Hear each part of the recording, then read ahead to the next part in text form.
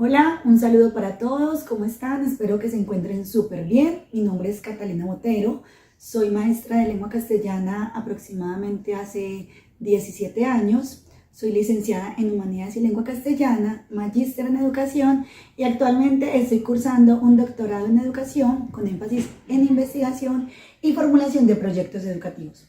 Soy yo quien los voy a acompañar en este proceso de desarrollo, de planteamiento, de recomendaciones y de todo lo que tiene que ver con la parte de lectura crítica en las pruebas ICFES. Entonces, con mucho entusiasmo, mucha energía, vamos con toda. Ahora vamos a adentrarnos un poco más en partes específicas de los textos. Precisamente vamos a hablar de las partes y los enunciados que los componen. Existen, como hemos podido ver o como ustedes ya sabrán pues con información previa que tengan de sus estudios, que hay varios tipos de textos como expositivos, informativos, argumentativos, narrativos, descriptivos, científicos, académicos, entre muchos otros pues. Ellos tienen en común que todos manejan una superestructura, es decir, la forma en la que se desarrollan.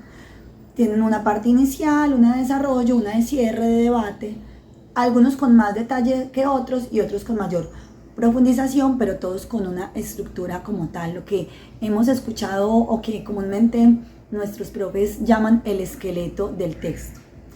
Y cada una de esas partes contiene unos enunciados que están formando los párrafos. Entonces vamos a ver cómo podemos desarrollar preguntas de este tipo. Para ello vamos entonces a leer este texto que titula Psicoanálisis de los cuentos de hadas. Dice así: los cuentos de hadas son obras de arte, si no, no agradarían al niño, simplemente entreteniéndolos y seduciéndolos. Estos le revelan verdades esenciales sobre la especie humana y sobre sí mismo. La denominación cuento de hadas es un poco limitante, ya que da una idea falsa. En muchos de estos cuentos no hay hadas ni ese ser sobrenatural obligatorio que implica la palabra hada. En muchos cuentos de hada hay más bien animales o viejos muy sabios.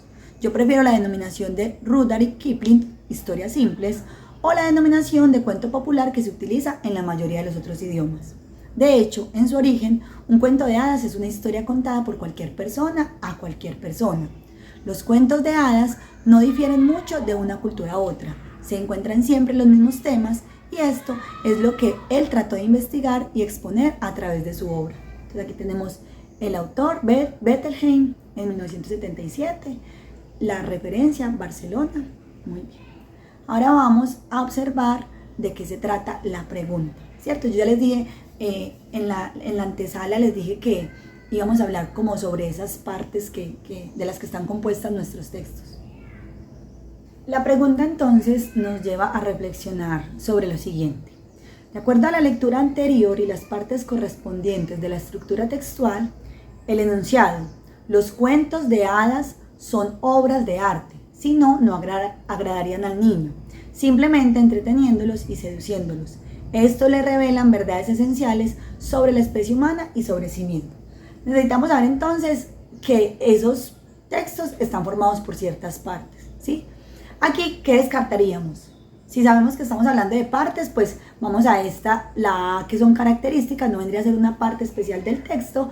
Y también podríamos descartar la conclusión porque nos están diciendo como una premisa que apenas se va a desarrollar, entonces por ende no podría ser la conclusión. Dentro de esas dos opciones nos quedan como posibilidad B, desarrollo, y C, introducción. Podríamos inclinarnos principalmente por la de introducción, pues como les dije hace un momento, es la que nos está dando la premisa a partir de la cual se va a desarrollar el resto del texto. Es importante que cuando ustedes hagan este tipo de lectura se enfoquen en el párrafo principal. Casi siempre el primer párrafo, que es el párrafo introductorio, contiene el tema, la idea principal, si se trata de un texto argumentativo, entonces la tesis y la hipótesis, pero ustedes tienen que ir a buscar esencialmente cuál es la idea a partir de la cual se va a desarrollar todo el texto para que puedan ubicar fácilmente la respuesta a este tipo de preguntas. Entonces aquí nos damos cuenta, si observamos bien, podemos darnos cuenta que el texto, el párrafo como tal, inicia con esta idea. No necesariamente todos los párrafos tienen que tener la idea principal en la parte introductoria, ¿cierto? O en el primer renglón, pero sí tiene que estar en ese primer párrafo de abrebocas, puede ser en el medio o en el centro, o según cómo se desarrolla el texto. También hay algunos textos que comienzan como por las conclusiones y llegan al inicio, pero no es el caso de este. Entonces vamos a dar en la parte de la C, que es introducción. Ahí nos salió muy bien. Para dar respuesta a este tipo de preguntas, les recomiendo entonces un texto que pueden encontrar.